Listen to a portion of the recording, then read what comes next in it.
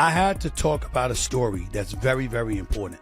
It involves Caitlin Clark, the Department of Justice, and quite possibly the President of the United States himself. Stephen A. Smith is completely done with the WNBA, and really it was only a matter of time. He didn't just lightly criticize them. He basically blew up the league. He even called for a federal investigation into how Caitlin Clark is being treated. Ms. Clark's targeting may reflect a culture of disparate treatment, and the evidence provides reasonable cause for a federal probe. Look, you heard that right. Stephen A. Smith wants Washington, D.C. involved in women's basketball. He thinks what's happening to Clark isn't just bad sportsmanship. He's saying it could be a civil rights violation. And the wild part? He might actually be right about this. This is something that do not be surprised that President Trump speaks on eventually. And if that man decides that this is something that can feed his base, that can ingratiate himself. 32.2. So if you can help me out with that, I highly appreciate it. And don't forget to get in the comment section and let me know what y'all think about this one. Let's get it. All of these things are things that has the eye of the administration. As you know, Molly. The thing is, Stephen A. says Caitlin Clark isn't just any rookie. She's the reason the league has this huge spotlight right now. She's filling arenas. She's all over the sports news. She's basically giving the WNBA the financial boost they've wanted forever. Caitlin Clark has done for the women's NBA what Michael Jordan once did for the NBA. Made it more valuable, watchable, and marketable. Think about it. Merchandise sales are up over 600%. League Pass subscriptions up 36%. Endorsements are more than $11 million and still climbing. The Fever went from being a background team to front page news every game day. But despite all that, the league still treats her like the WNBA's punching bag. Merchandise sales soared 601%. Indiana Fever viewership jumped 170%. The team's value tripled.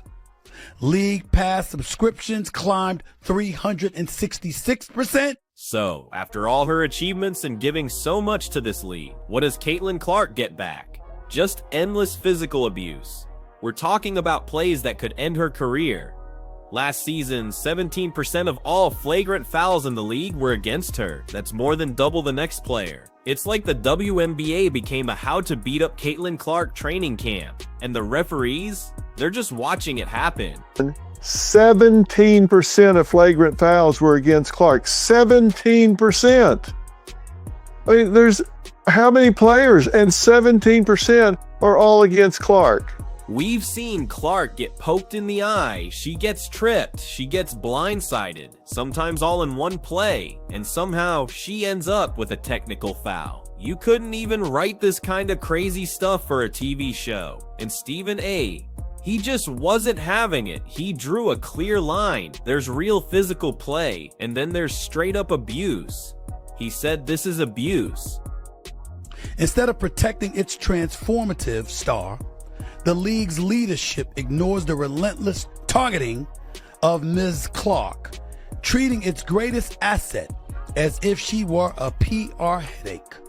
The thing is, this isn't just trash talk. This isn't just tough defense either. This is a targeted campaign of elbows, cheap shots, and dangerous plays, all aimed at one player. And why? Because jealousy in the WNBA isn't just real. It's like an Olympic sport. Look at the All-Star voting. Caitlin Clark got a record-breaking 1.29 million fan votes. She crushed everyone else. But somehow, in player voting, she was ranked 9th among guards. League forward. Mystics co-owner Sheila Johnson questioned Ms. Clark's 2024 Time Athlete of the Year recognition. Ms. Clark shattered fan vote records with 1.29 million All-Star votes, yet ranked only 9th among guards on the player ballot. Ladies and gentlemen, it doesn't stop there. Can you even believe Clark was 9th in player voting?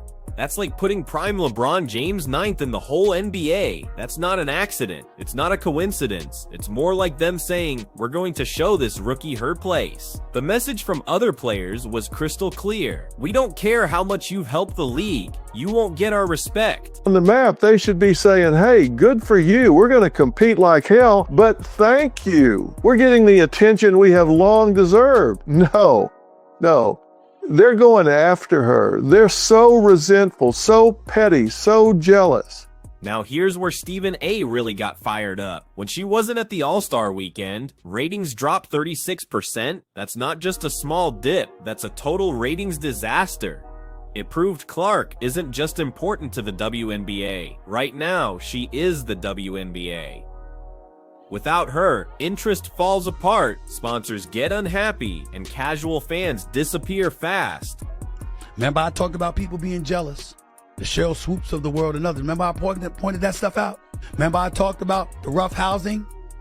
But instead of protecting their biggest star, the league seems okay with players trying to injure her on national TV. And this isn't just Stephen A. saying this. The Wall Street Journal published an opinion piece. It argued that the Department of Justice and the Department of Labor should investigate this. They see it as a workplace safety and discrimination case. This would mirror the Equal Employment Opportunity Commission investigation into the Erica Hamby's pregnancy discrimination claims against the WNBA and her team.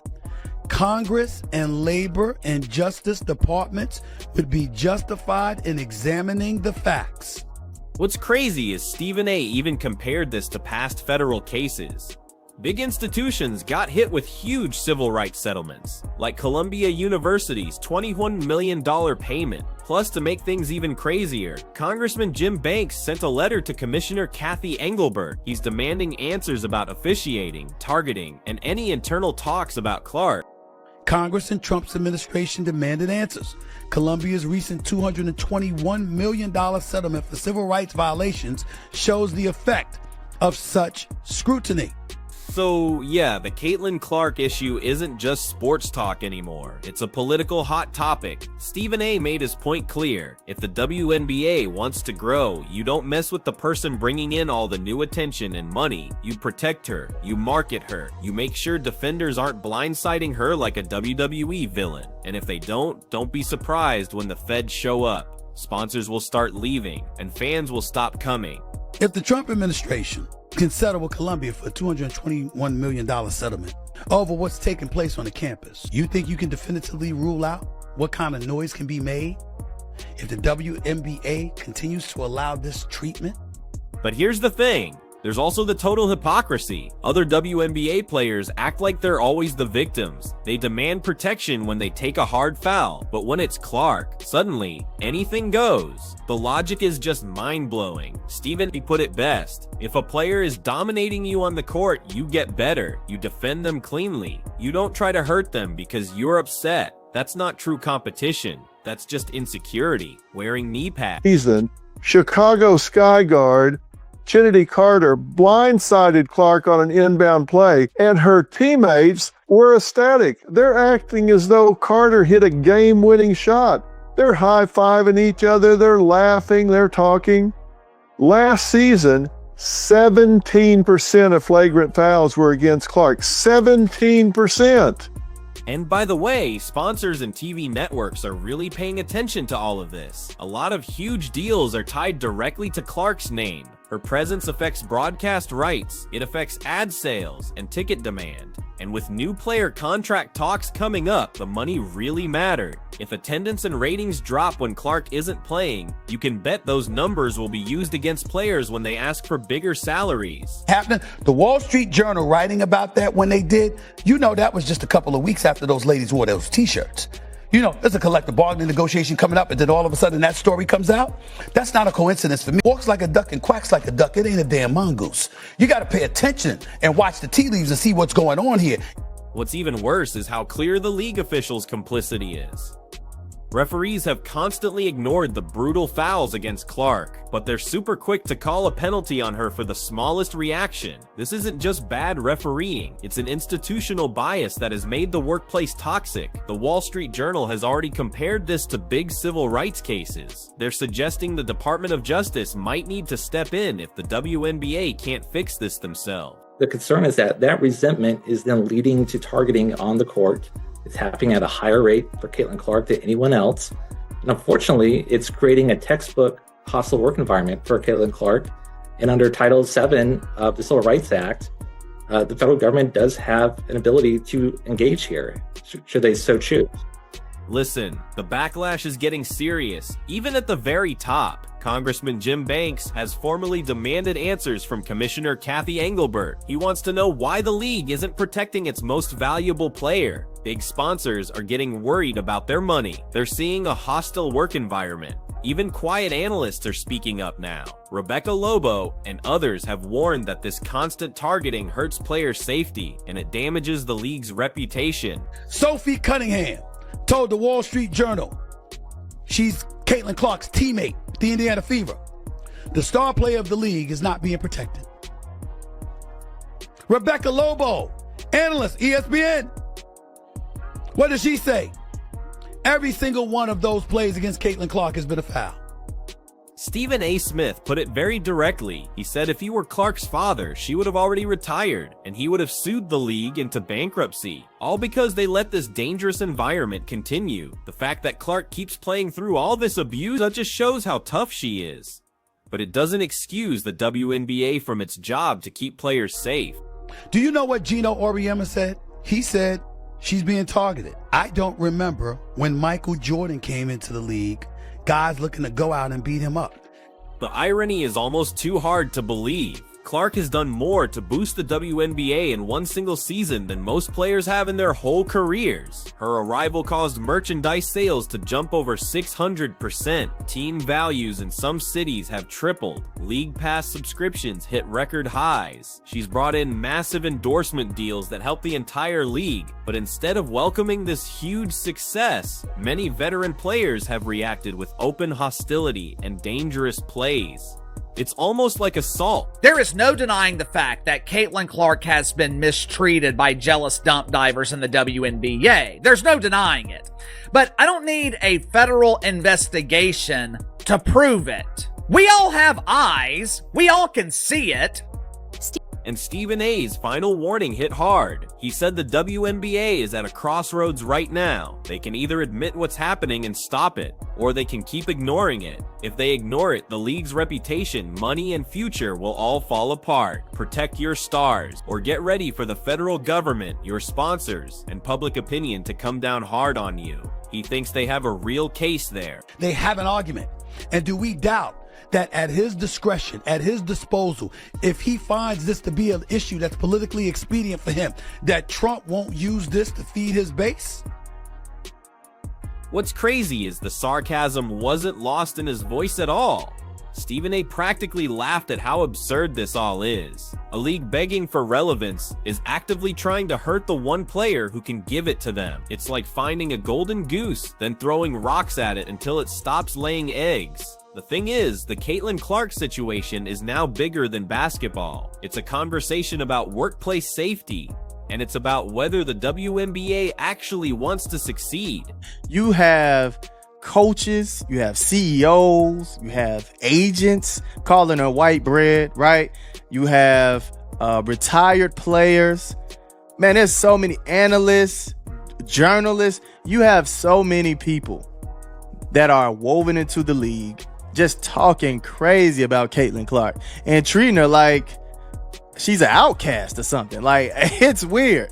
So, the league is at a critical point right now. They can either take strong action to protect Caitlin Clark, they can suspend players who keep doing this, they can completely fix their officiating, and they can send a clear message that this targeting won't be allowed, or they can keep going down their current path. That passive approach will definitely lead to government stepping in. Sponsors will pull out, and the WNBA's reputation will be permanently damaged. Think Caitlin Clark could become an issue of national potentially international and definitely federal proportions? You don't think so? What's happening to Caitlin Clark is more than just tough defense. It's more than just physical play. It's a full-on coordinated assault that the league has just let continue.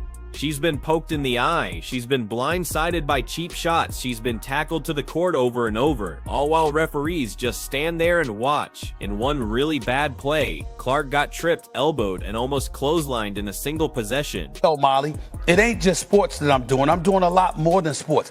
I am not guessing on this. I didn't go on my show and just bring it up for no reason. I happen to know a few people who have said this is something that do not be surprised that President Trump speaks on eventually. Now, the racial side of Caitlin Clark's treatment, it's impossible to ignore. It shows these uncomfortable double standards that the basketball world wants to pretend aren't there. Let's be really honest here. If Clark were a black woman and white veterans were targeting her this viciously, the outrage from social justice activists would be incredibly loud. Had this happened to an African-American woman, you know this would be discussed. You know the normal suspects would be jumping up and down, standing on their head, shitting snowballs, and saying, hey, civil rights, racism, workplace. You know that's what would have happened, but I digress. You'd see protests outside arenas. Hashtags would be trending globally. ESPN would have long discussions about systemic racism in the WNBA. But instead, we hear nothing. Total silence from the usual social justice voices. That just proves their outrage is selective. It only happens when it fits a certain story. The hypocrisy here is just shocking. You know, people are upset at how Caitlin Clark has been treated, but if this is a civil rights violation, my God. And this is the same league that talks constantly about equality and fairness, but they're letting veteran players run what looks a lot like a racialized hazing campaign, all against the white phenom who dared to become the face of their sport. Where are the player groups speaking out against how she's being treated? Where's the social media outrage from all the ally athletes? Their silence tells you everything. Of course, I think she might have had the most flagrant fouls on her, especially from the Chicago Sky. I know they had dang near all their flagrant fouls coming on Caitlin Clark. So it's weird, man. It's just something weird going on. Now, if Stephen A. Smith gets his way, this whole thing is about to become a matter for the US government. If the WNBA doesn't want that kind of trouble, they need to fix this fast. Because if there's one thing Stephen loves more than basketball, it's being proven right when everyone is watching. And right now, he's not just right, he's absolutely on fire.